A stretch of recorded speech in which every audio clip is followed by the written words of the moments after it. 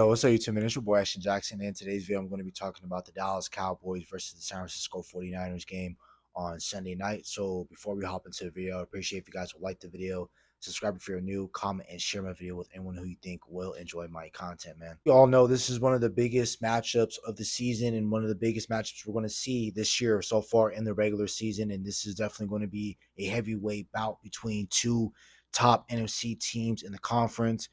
Between the Cowboys and the Niners, and you also have to include in the 4-0 Philadelphia Eagles. And they look pretty good as well, but they don't look as good as they were last year, right? And really, so far I'm going to talk about the headlines in this game. And normally I'm only going to talk about the big headlines when it comes to big games like this, right? What the media is saying, what has been said leading up to the game, and things of that nature, right? Of course, we all know the headlines. Basically, national media has the Dallas Cowboys mainly losing in this game, and which is kind of weird because Dak has never lost to the Niners in the regular season. I know regular season doesn't matter because this is a team for me that I view that you have to see again in the playoffs if you want to go play in Vegas. And furthermore, if you even want to get to Vegas, you have to, beat them today. You have to beat them on Sunday night because I feel like I'm gonna talk about the NFL version as to why it matters that we beat the Niners, but also a psychological reason as to why we also need to beat the Niners. Psychologically, I'm gonna talk about first is that this matchup mainly reminds me of the Chiefs and Bengals, since a lot of people can't, their memories aren't that great, and you can only, some people can only remember the past 2 to 3 years, even 5 years at most. Nobody likes to remember the past or talk about the past. So something we're going to talk about sometimes in the recent. Look at the Chiefs and Bengals game for example, right? The Chiefs were kind of like the Cowboys in terms of they couldn't beat the Cincinnati Bengals. There was a stat out there that they had lost to the Bengals 3 times in the same calendar year, and it basically started off in the year 2022 and the new year when they played the Cincinnati Bengals, week 17 in Cincinnati. The Chiefs went down there. They lost to the Bengals. Bengals came back and they won pretty comfortably in that game. But, all the games that they had played, both had came down to the wire. Every single game that the Chiefs and Bengals had played all came down to the wire.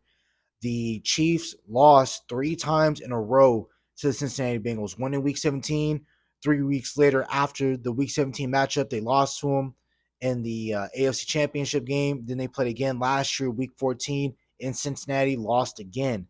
Then I had to go play them the 4th time in Arrowhead in the AFC Conference title game, to where the Chiefs, they did get bailed out by a roughing the passer call, which it was blatantly roughing the passer, but you had to think about it psychologically, right?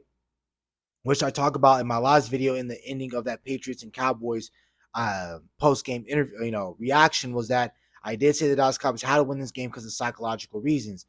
The Chiefs, were 0-3 up in that matchup going into that game versus the Bengals, right? So the Bengals are already on their high horse. They already thought they had the slight upper hand against the Kansas City Chiefs because, they had that weird Monday night game against the Bengals where, unfortunate things happened as to why they couldn't finish that game, which we all know why.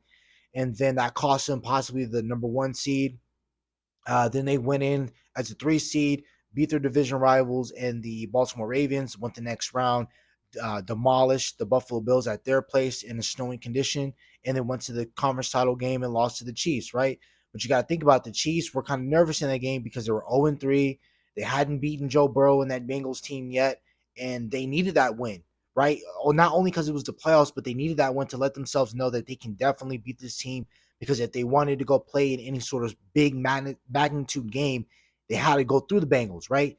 And leading straight into the Dallas Cowboys and the Bengals, Dallas Cowboys and the Niners, right? You lost to them 2 times in the playoffs. Both were 2 completely different games, 2 completely different rosters, right? You had Randy Gregory. You had a lot of different guys in that 21-22 matchup. You underutilized your weapons in Tony Pollard and Amari Cooper and CeeDee Lamb. Cedric Wilson and Dalton Schultz both out-targeted your 2 top weapons, or your top 3 weapons that year, who were all healthy at that point, right? With Amari Cooper, CeeDee Lamb, and then Amari Cooper, Zeke Elliott got more touches in that game. Cedric Wilson got the ball more. Dalton Schultz had the ball more, was targeted more in that game. Bad play calling. Again, 2022, you went in there with the mindset that you're going to roll out that same offense that you did in 2021 with a better defense. You did a really great job stopping the run. And then that Cardinals game that we had 2 weeks ago matched that what we did against the Niners in terms of we gave up anywhere from 13 to 14 penalties and gave up 200 yards rushing, right? In that first matchup when we played the Niners in Dallas. Second time around, the Niners easily had a better defense. They had a really great stout defense. They were on fire. They won, I believe, like 10 straight games in a row.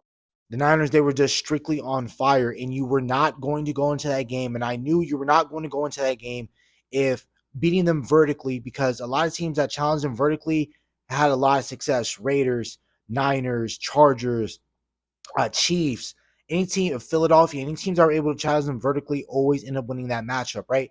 So again, we need to win this game psychologically because we need to know that, hey, we can beat these mofos and that we're not scared of them, because when we have to go see them again in January, you rather see them in Dallas than play them in Santa Clara. For me, I don't care because they beat you in both places. So it doesn't really matter, but we need to win this game psychologically to know that, hey, we can hang with the Niners and that we can beat the Niners. Two, the reason why it's mostly important as to why we must win this game is because it's a conference game. You can't be 1-2 in the conference, still having to play two more NFC teams in your next 4 games. You got to play the Eagles and you got to play the Rams, right? You do not want to fall behind in conference NFC conference losses, because that's what determines you getting the seeding that you ultimately want once you win the division. You know, you winning the division can be the difference between you getting the second seed or the first seed, or being the third seed and the first seed, depending on how many games or NFC games that you lose, right? So you have to beat them in that aspect because a lot of things are on the line. Yes, it's only week 5, but again, you have so much on the line on this game that you have to win this game for the team morale and for you possibly depending on for you determining where you play this team again. Now, let's talk about the preview and ways that we beat this Niners team, and ways that we can utilize what we did last year defensively, carry that over into this game, but then produce more on the offensive side of the football. Number one, we got to set the tone. We set the tone last time when we played them in Santa Clara. Donovan Wilson had a big hit on Debo Samuel on the opening drive. They wanted to run a screenplay, a little misdirection screenplay. Also, Digizua and Michael Parsons were all over that, right? We need to set the tone. We need to let them know that this is a different game. We're coming in different. We have a different mindset. We're hungry. We need this game, right? Number two, we got to stop CMC. That's where it goes, right? Um, the Cowboys defense last year only held Christian McCaffrey to under 60 yards worth of offense through the air and through the ground. We held them to 10 carries, 35 yards, and 1 touchdown, and 6 catches and 22 yards, right? We did fantastic shutting down CMC, who right now looks unstoppable. We were able to do it. We're going to be able to do it again. And the reason why we're going to be able to do it is because we have built the past 3 years. We spent the last 3 years building this team to strictly beat the Niners, right? And we physically did that, trying to physically bulk up our team by building the offensive line, which is our first time we're going to have a full, healthy offensive line going against the Niners. That's why I'm so confident. And then also, we built this run defense up. We spent our first round pick on Mozzie Smith, and we haven't spent a first round pick on a defensive tackle in almost 40 years. And with that last being Russell Maryland out of Miami, right? So really, what the Dallas Cowboys did to really set the tone and to stop the run game was that we had Carlos Watkins that was in there. We had a defensive line that contained of Micah Parsons, DeMarcus Lawrence, Jonathan Hankins.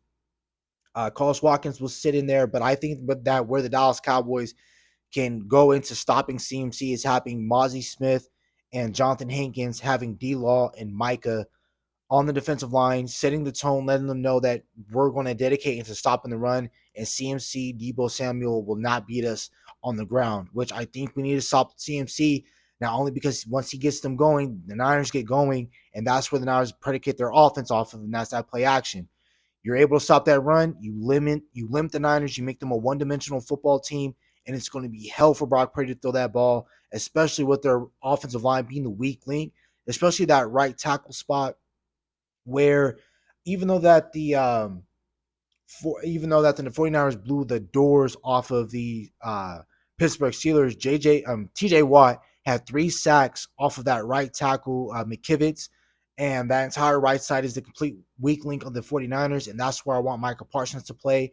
And I think you put Micah Osa on that side, both that pass rushing duo can wreak havoc on that offensive line, and we can get in and go get Purdy, and we can force Purdy to make force him to make a lot of aerial throws. And I think he leads the league in probably one of the most turnover worthy sort of plays the Niners have had, right? You look at that Giants game on Thursday night, Purdy should have got picked off at least 2 or 3 times that I can think of off the top of my head. And then Arizona as well. So, Purdy has caught a lot of breaks because he hasn't played a lot of great defenses yet.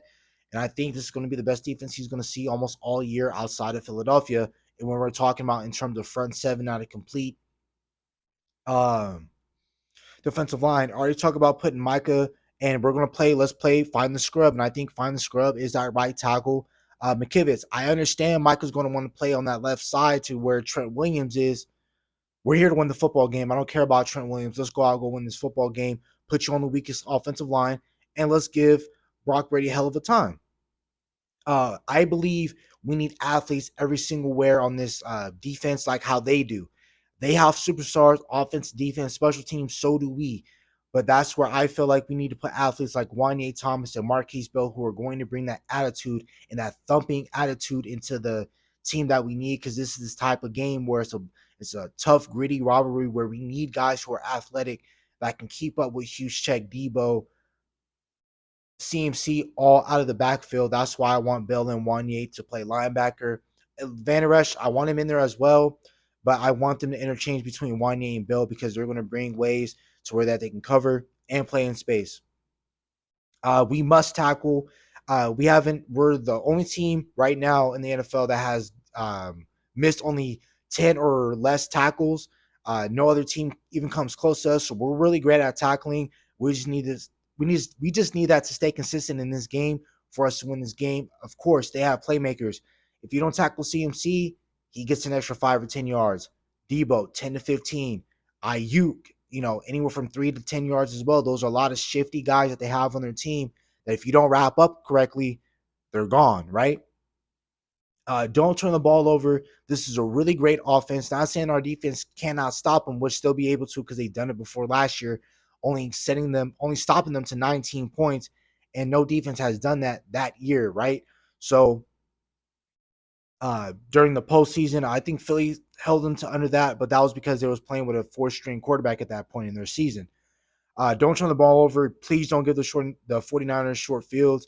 It's going to be a hell of a day if you give them short fields because now you're going to be playing behind the 8 ball, and now your offense is going to have to press in this game. Again, I already talked about it before, but we need to attack the 49ers vertically. Chargers, Raiders, Chiefs, Cardinals, Rams all gave them troubles when they all decided to attack the ball vertically.